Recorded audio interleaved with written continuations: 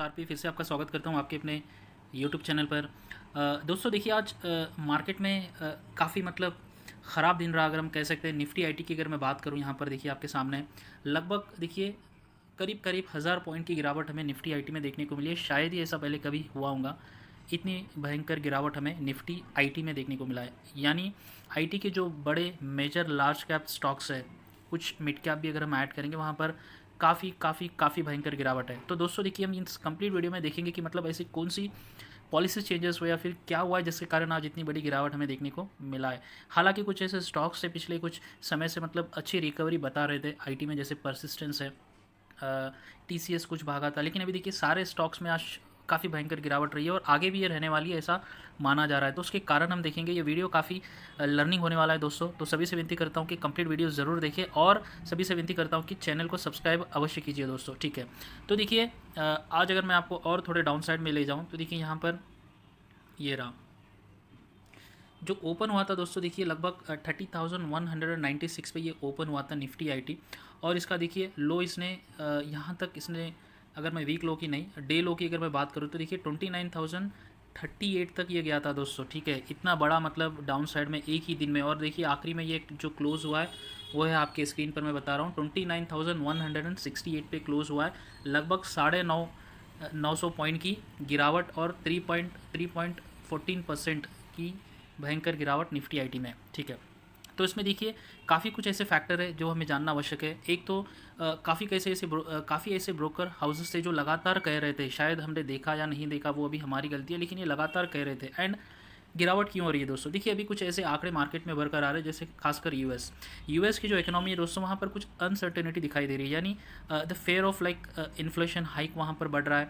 Job का जो data है वहाँ उतना सपोर्ट नहीं कर रहा है। एम्प्लॉयमेंट का जो डेटा है वहाँ पर उतना सपोर्ट नहीं कर रहा है। जो फेडरल बैंक्स है वहाँ पर एफडीए, उनकी जो मॉनेटरी पॉलिसी है, जो इंटरेस्ट रेट हाइक का जो आंकड़ा है वो सस्टेन मतलब एक वे में जो जिस तरीके से फोरकास्ट कर कर चलना है वैसा नहीं हो रहा है। तो काफ़ी कुछ ऐसे अनसर्टेनिटीज़ मार्केट में बरकरार आ रही है, खासकर यूएस मार्केट। अभी आप कह रहे होंगे कि भाई आप तो यूएस का क्यों बात कर रहे हैं, यहाँ पर हम इंडियन आईटीज़ की बात करें। क्योंकि दोस्तों देखिए जो हमारे आईटी कंपनी से उनके ज़्यादातर जो रेवेन्यू आता है वो नॉर्थ अमेरिका, यानी हम कह सकते हैं यूएस से ही ऑलमोस्ट सारा रेवेन्यू यहाँ की कंपनियों को मिलता है। अगर वहाँ पर कुछ नेगेटिव इम्पैक्ट हमें देखने को मिलता है तो it will be again slow और you can say fast move impact, negative impact on Indian IT companies, whatever may be like large cap हो या फिर मिड कैप हो या फिर स्मॉल कैप हो, that depends on the what percentage of business they have in the US, right. तो देखिए ये तो बात जानकारी समझ में आ गई कि ये impact purely depends on the US. And कुछ ऐसे कंपनीज है जिसके कारण मतलब आज का ये जो मार्केट में ड्रिल डाउन हुआ है, उसमें सबसे बड़ी जो कंपनी है दोस्तों वो है HCL। उनका एक कॉल हुआ था, कस्टमर कॉल हुआ था उनका। तो उन्होंने क्लियर कट कहा है कि जो मंदी है या फिर जिस तरीके से उनके जो आंकड़े अगले 1 वर्ष तक रहेंगे उसमें कुछ गिरावट या फिर कुछ नेगेटिव साइन हो सकता है। तो they accepted, so based on that मतलब काफ़ी जो इन्वेस्टर्स होते हैं वो घबरा घबरा कर माल बेचकर निकल रहे हैं। और जिसके कारण देखिए बाकी सारे जो अदर आईटी कंपनी से उसमें भी शानदार भयंकर गिरावट हमें देखने को मिल रही है। जिसके कारण देखिए HCL का जो इम्पैक्ट है वो सारे आईटी निफ्टी आईटी पे हमें देखने को मिला है, जिसके कारण करीब करीब 1000 पॉइंट की भयंकर गिरावट हमें देखने को मिला है। तो अभी हमें अलर्ट हो जाना है दोस्तों, क्योंकि पिछले काफ़ी समय से हमने इन्वेस्ट करके रखा था आईटी में और कुछ हुआ नहीं है, और यहाँ से भी शायद पैसे और डाउन में जाने के संकेत लग रहे हैं। तो देखिए पूरा वीडियो देखिए, आगे बढ़ते कि और जानकारी क्या है। यहाँ पर देखिए मैं आपको बताऊँगा टॉप इंडियन आईटी स्टॉक्स में ड्रॉप 10 to 27%। HCL टेक में भी वर्स्ट हिट क्रेडिट स्विस। तो अभी देखिए क्रेडिट स्विस जो काफ़ी बड़ा ब्रोकर हाउस है जो अपनी बुलेटिन या फिर रिपोर्ट या एनालिस रिपोर्ट जो होती है वो पब्लिश करता है ग्लोबली, जिसके आधार पर काफ़ी इन्वेस्टर्स मतलब अपना इन्वेस्टमेंट अमाउंट ट्रैक करते हैं या फिर लगाते हैं। तो क्रेडिट स्विस कह रहा है कि और जो इंडियन आईटी स्टॉक्स है वो 10 से 27% यहाँ से और गिर सकते हैं, और मेनली HCL टेक में भी वर्स्ट हिट हो सकता है। तो देखिए यहाँ पर मैं आपको ऑलरेडी मैंने बनाया था कि किस तरह। देखिए आज इन्फोसिस 2.5% के साथ गिरावट हुई है, उसमें TCS में कुछ कम हुई है, 1% की गिरावट है, विप्रो में 1.5% की गिरावट हुई है, और HCL टेक देखिए दोस्तों 6% तक गिरा है। HCL टेक वर्स्ट हिट हुआ है।